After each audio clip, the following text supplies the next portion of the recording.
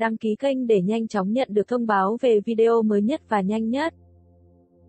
Tính đến nay, trong năm 2021, nhiều bộ phim truyền hình trọng điểm đã được phát sóng, tuy không có bộ phim nào có thể xem là đại bạo, nhưng cũng có nhiều bộ phim hot với lượng thảo luận cao, như phim cổ trang, Cẩm Tâm Tựa Ngọc, Sơn Hà Lệnh, và các bộ phim hiện đại lãng mạn, Tư Đằng, Em là thành trì doanh lũy của anh, đều là những bộ phim truyền hình ăn khách trong nửa đầu năm 2021 và Trường Ca Hành, với sự tham gia của Địch Lệ Nhiệt Ba và Ngô Lỗi cũng đã kết thúc phát sóng gần đây.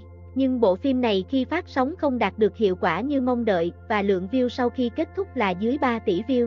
Sau đây là top 10 bộ phim truyền hình ăn khách nửa đầu năm 2021. Sơn Hà Lệnh đứng thứ 9 với 1,8 tỷ view, Tư Đằng đứng thứ 5 với 3,95 tỷ view, và Hữu Phỉ đứng thứ 2 với 5,408 tỷ view, và quán quân là bộ phim nào? Hãy cùng Thế giới Showbiz Cbiz điểm qua top 10 bộ phim truyền hình ăn khách nửa đầu năm 2021 gồm những bộ phim nào. Xuất hiện đầu tiên ở vị trí thứ 10 là Lưu Kim Tuế Nguyệt của Lưu Thi Thi và Nghê Ni với 1,634 tỷ view. Bộ phim tâm lý tình chị em, Lưu Kim Tuế Nguyệt do Lưu Thi Thi và Nghê Ni đóng vai chính đã ra mắt vào cuối năm 2020 đầu năm 2021. Ngay sau bộ phim ăn khách, 30 chưa phải là hết, kết thúc, phim cũng tập trung vào chủ đề nữ giới hiện đại.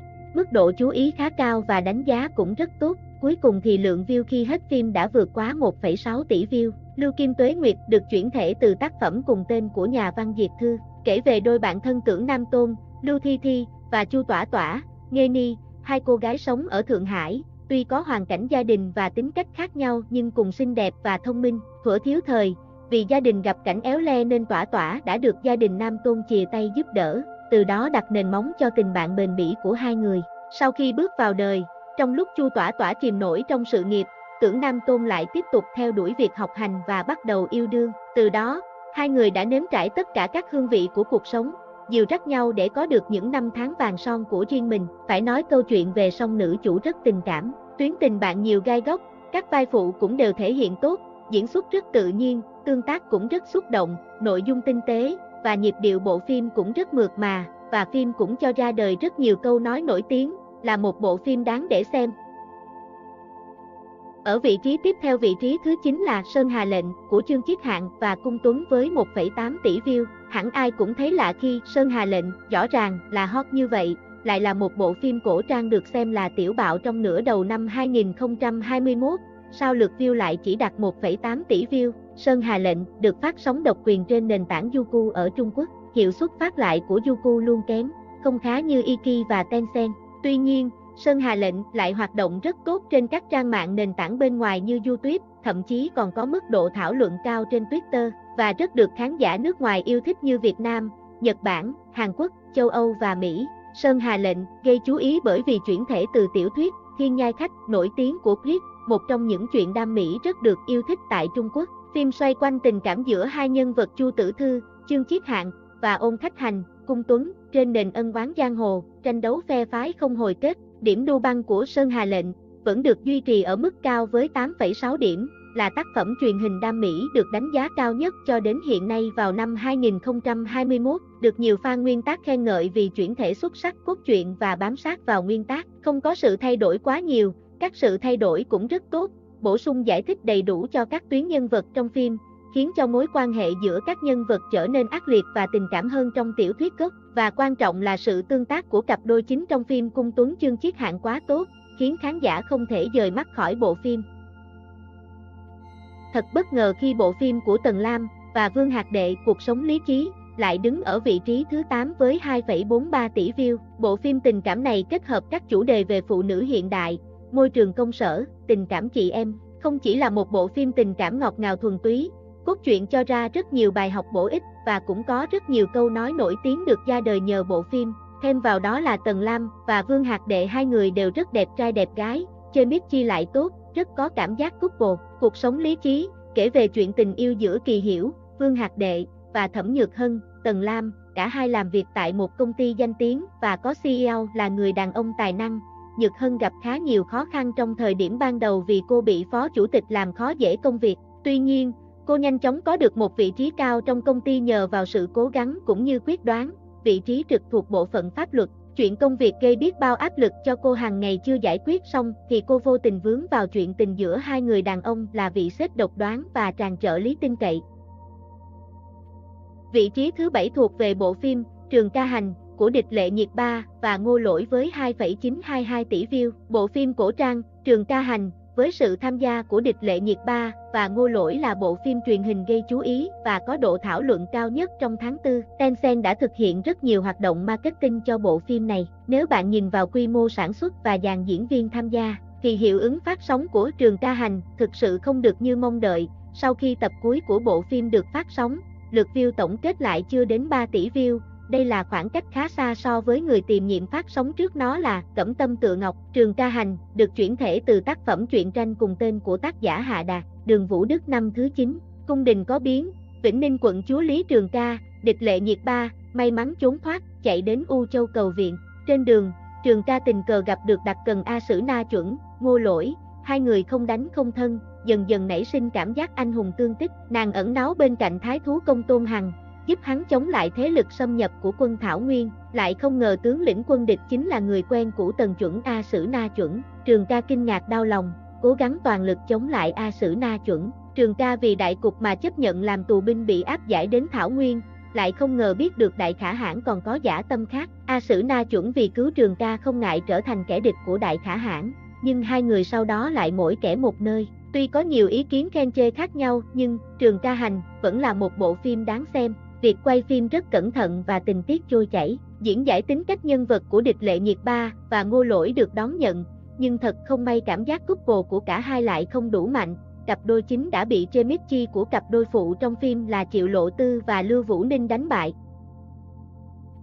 Với 3,585 tỷ view, bộ phim Em là thành trì doanh lũy của anh của Bạch Kính Đình và Mã Tư Thuần đã đứng ở vị trí thứ 6. Em là thành trì doanh lũy của anh do Mã Tư Thuần và Bạch Kính Đình đóng chính là một bộ phim đáng để theo dõi, siêu ngọt ngào. Sau khi kết thúc tập cuối, lượng view tổng kết lại đã vượt 3,585 tỷ view. Đây là một bộ phim tình cảm ngọt ngào hiện đại có độ phổ biến cao trong nửa đầu năm 2021 và kết quả thu về cũng không tồi. Bộ phim được phát sóng cả trên 3 nền tảng cùng lúc là Iki, Youku và Tencent. Riêng Tencent đã thu về 1,632 tỷ view trong quá trình bộ phim phát sóng. Em là thành trì doanh lũy của anh là bộ phim tình cảm được cải biên từ tiểu thuyết 10 dặm gió xuân chẳng bằng anh của tác giả Một Thanh Vũ. Phim xoay quanh câu chuyện về Mễ Kha, Mã Tư Thuần, một bác sĩ mới tại bệnh viện và đặc vụ hình khắc lũy, Bạch Kính Đình. Họ gặp nhau trong một khóa huấn luyện cứu hộ khẩn cấp do đội SWAT tổ chức. Một người chạy đua với thời gian để bảo vệ sự sống, một người dũng cảm vượt qua mọi khó khăn để bảo vệ hòa bình. Điểm chung của hai con người này đều là sự cống hiến quên mình để đem lại những điều tốt đẹp cho những người xung quanh. Họ luôn luôn phải sẵn sàng bởi ranh giới giữa sự sống và cái chết rất mỏng manh. Có thể thấy bối cảnh của bộ phim này giống với bộ phim truyền hình Hàn Quốc nổi tiếng Hậu duệ mặt trời, đều là cảnh sát đặc nhiệm và bác sĩ cứu người. Nhưng Em là thành trì doanh lũy của anh lại khác với Hậu duệ mặt trời ở chỗ nội dung mới mẻ và ngọt ngào hơn. Cảnh quay đều đẹp như nhau nhưng các tình tiết cao trào lại không bằng được bộ phim Hàn Quốc. Em là thành trì doanh lũy của anh có nhịp độ nhanh và những âm mưu chuyên nghiệp của cảnh sát đặc nhiệm và nghiệp vụ của các bác sĩ trong phim đều rất có tính logic và chuyên sâu. Thực sự là một bộ phim đáng để theo. Đứng ở vị trí thứ 5 của bảng xếp hạng top 10 bộ phim truyền hình ăn khách nửa đầu năm 2021 là Tư Đằng của Cảnh Điềm và Trương Bân Bân với 3,95 tỷ view. Tư Đằng với sự tham gia của Cảnh Điềm và Trương Bân Bân cũng là một bộ phim truyền hình hiện đại đạt doanh thu và có lượt view cao. Sau khi tập cuối của bộ phim được phát sóng, số lượng view đã tăng vọt lên 3,95 tỷ view. Tư Đằng cũng được phát sóng cùng lúc trên 3 nền tảng Iki, Youku và Tencent. Số lượng phát sóng trực tuyến trên Tencent đã đạt 1,596 tỷ view và kết quả cuối cùng số lượng view của bộ phim chênh lệch không nhiều lắm với phim Em là thành trì doanh lũy của anh. Tư Đằng là dự án được chuyển thể từ tác phẩm gốc Bán yêu Tư Đằng của Vĩ Ngư đã từng lấy đi biết bao nước mắt của bạn đọc. Xoay quanh cuộc đời nhân vật Tư Đằng, Cảnh Điềm thủ vai, một yêu nữ đã bị giết chết từ những năm 1946 bởi một vị thiền sư đạo trưởng. Tới năm 2020, một nhà kiến trúc sư trẻ tên Tần Phóng, Trương Bân Bân thủ vai. Tần Phóng gặp tai nạn và tử vong do bị đâm xuyên tim bởi một cành cây.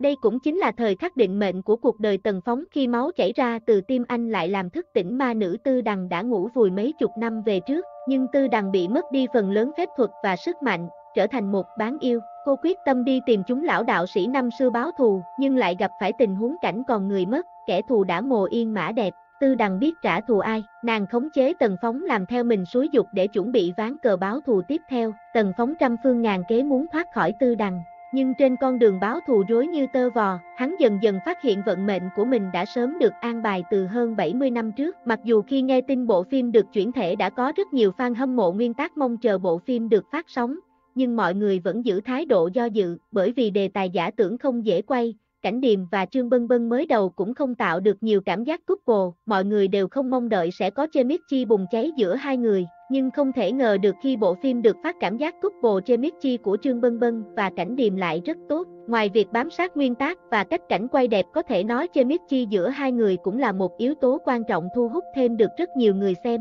và họ chắc chắn là một trong những couple boy girl được yêu thích nhất dạo gần đây. Đạo diễn của Tư Đằng là Lý Mộ Qua, cũng là đạo diễn của Đông Cung. Những cảnh quay của anh ấy đều rất đẹp và khả năng dẫn dắt câu chuyện cũng rất tốt. Cốt truyện có nhịp điệu mượt mà và có điểm sáng. Vai diễn nổi bật nữ hoàng Tư Đằng của Cảnh Điềm vừa xinh đẹp lại ngổ ngáo, dễ thương, cuối cùng đã giúp cô thoát khỏi cái mát vạn năm không ho.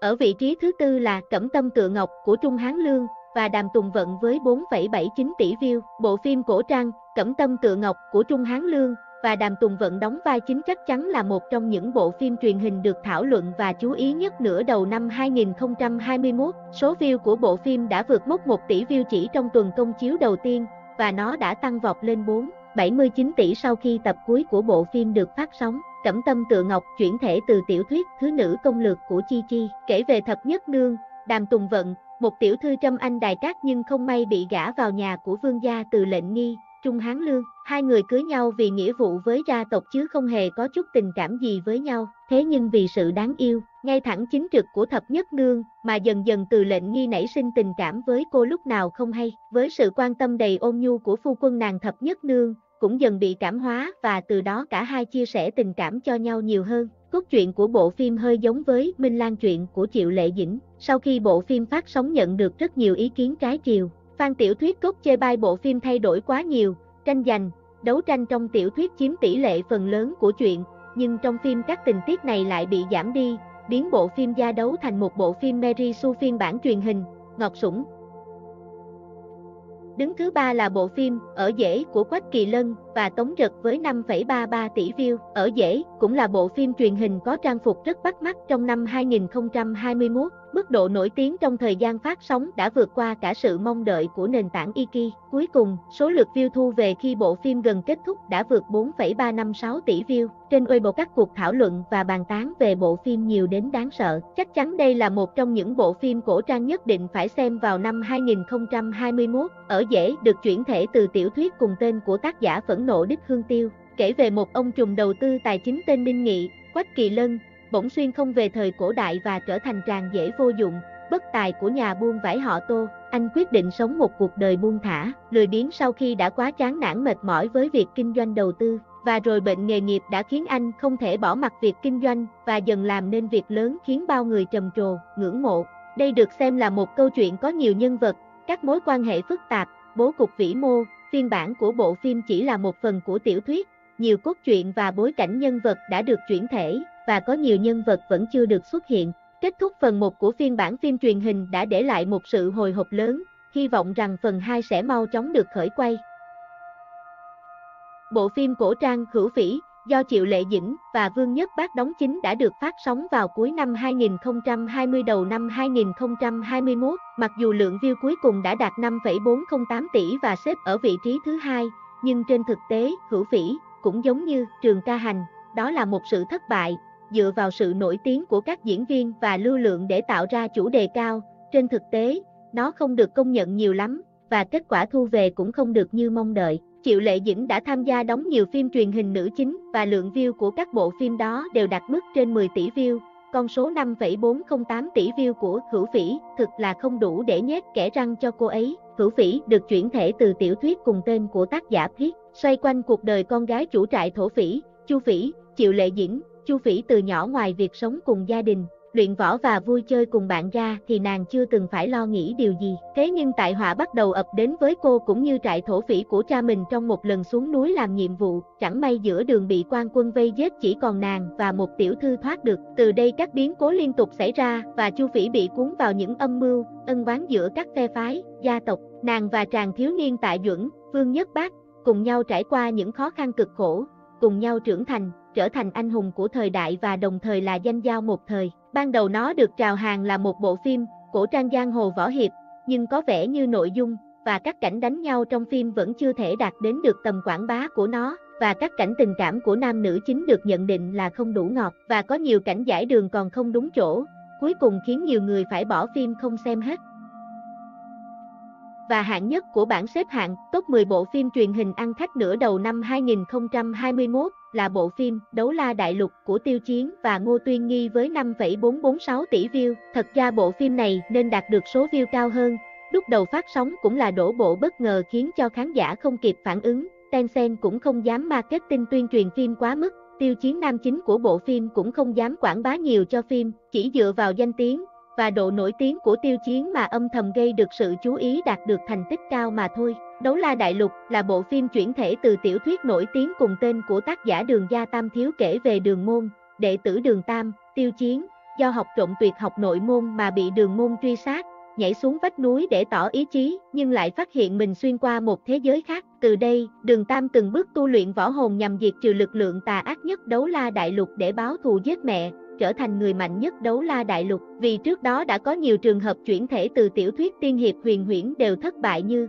Vũ Động Càn Khôn của Dương Dương hay Đấu Phá Thương Khung của Ngô Lỗi, nên nhiều cư dân mạng tỏ ra lo lắng trước khi bộ phim được phát sóng. Nhưng khi bộ phim phát sóng đã tạo ra rất nhiều bất ngờ cho người xem. Tạo hình của Tiêu Chiến và các diễn viên khác rất hấp dẫn, diễn xuất tốt, tình tiết có điểm sáng, tiết tấu nhanh, hiệu ứng kỹ xảo cũng rất tốt, kịch bản được chuyển thể cũng rất logic và hấp dẫn. Bạn thấy sao về bảng xếp hạng top 10 bộ phim truyền hình ăn khách nửa đầu năm 2021? Bạn đã xem hết 10 bộ phim hot này chưa? Cùng cày phim và cho mọi người biết ý kiến của bạn về top 10 bộ phim hot nhất nửa đầu năm 2021 của Trung Quốc nào.